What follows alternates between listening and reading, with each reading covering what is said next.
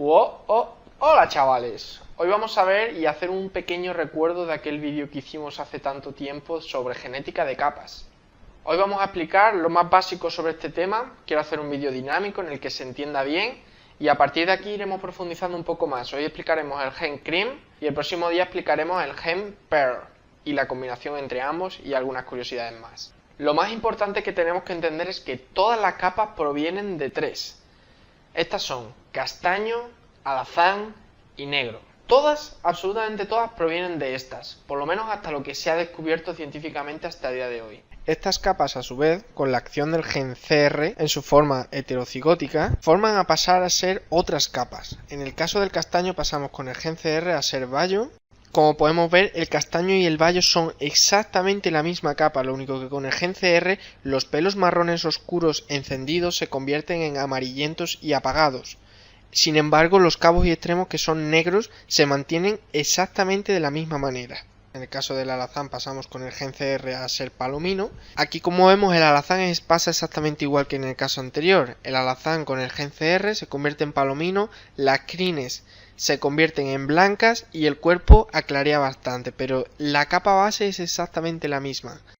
Y el negro, con el gen CR, obtenemos el negro cenizo. Son dos capas muy similares, pero si os fijáis sí que se observan unos reflejos un poquito amarronáceos en el caso del negro ceniza. En ocasiones es bastante difícil de distinguir.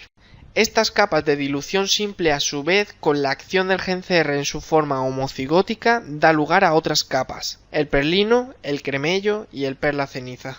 El bayo, con su forma homocigótica, es decir, el gen CRIM en su forma doble, da lugar al caballo perlino. Como podemos ver, todas son la misma capa base, que es el castaño, y sin embargo con el gen CR en forma simple sería bayo y con el gen CR en forma completa o homocigótica daría lugar a perlino, pero estamos hablando de exactamente la misma capa, es lo que quiero que entendáis. En el palomino exactamente igual, con su gen CR doble da lugar al cremello, y aquí sí que es fácil de distinguir con el perlino, ya que el cremello no tiene absolutamente ningún pelo pajizo, son todos prácticamente completamente blancos. El negro ceniza, con su doble gen CR, da lugar al perla ceniza. Y el perla ceniza, como podéis ver, es bastante similar al perlino. Aquí sí que cuesta bastante distinguirlos. Ojo, y que quede claro, en ninguno de los tres casos de la forma de dilución completa se llamaría albino. Lo primero que quiero aclarar también es que el albino en sí no existe, ¿vale? Se le llama albino a lo que realmente es perlino. También al cremello, o sea, todos los que tienen ojos azules de pigmentación rosada en las mucosas se les suelen llamar albino, malamente, porque realmente no son albinos técnicamente.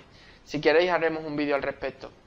Lo que quiero es que desmintamos algunos mitos relacionados sobre los progenitores de, por ejemplo, algunos capas diluidas, como puedan ser el palomino. Si me sale un potro palomino y sus padres son perlino o cremello, tienen más probabilidades de que de descendencia palomino o cremella, no tiene nada que ver. Da igual que provenga de un palomino, como si proviene de un alazán mezclado con un cremello, como si proviene de donde provenga. Al final su genotipo es CRC, por lo tanto es un heterocigoto que dará por un 50% capa diluida o no. Da igual que provenga de uno o de otro, eso hay que tenerlo claro porque hay mucha confusión en el día a día con esto y esto es bastante importante de entender. Hoy no quiero profundizar mucho en genética, no quiero hablar de genes como el extension y el agouti, quiero que solamente sea un vídeo introductorio, base, que si yo veo que gusta y realmente queréis más información al respecto, que profundicemos en otros genes, cómo influyen, más contenido sobre el tema, haremos un vídeo posterior en el que profundizaremos más. Os cuento una anécdota, es que yo estaba comprando un caballo y a mí me dijeron que tenía un hijo tal, me mandaron la foto, era un potro palomino de una yegua baya, que hice estudio genético y me salió que era grande, es decir, extension, la forma heterocigótica en la que no es capaz de transmitir la E pequeña para poder dar palomino, por lo tanto ahí yo tenía claro que esa imagen era falsa, realmente ahí no tenía posibilidad de que ese potro sea de la yegua. Después es verdad que investigué y realmente ese potro no era hijo, pero sabiendo de genética te da una gran garantía a la hora de saber si te están engañando o no. Entonces es importante tener una pequeña base sobre genética en el mundo de capas de caballo. Y aclarar que el tordo es una capa que no es capa en sí, sino que es un gen que enmascara otras capas, como puede ser el alazán, el castaño, cualquier otra capa diluida, incluso pueden ser enmascaradas por el gen tordo. Quien tenga el gen tordo va a expresar tordo, es decir, es un gen dominante, entonces siempre se va a expresar el tordo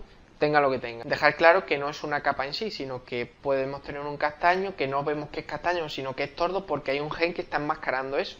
Eso hay que tenerlo claro también. Hasta aquí con la introducción un poquito, con el pequeño vídeo corto introductorio que quería hacer sobre genética de capas. Si veo que este vídeo realmente os interesa, haremos más parte, profundizaremos en el tema, ya que son vídeos que pueden ser bastante interesantes. Muchísimas gracias por haber visto el vídeo, gracias por estar ahí y nos vemos en la próxima.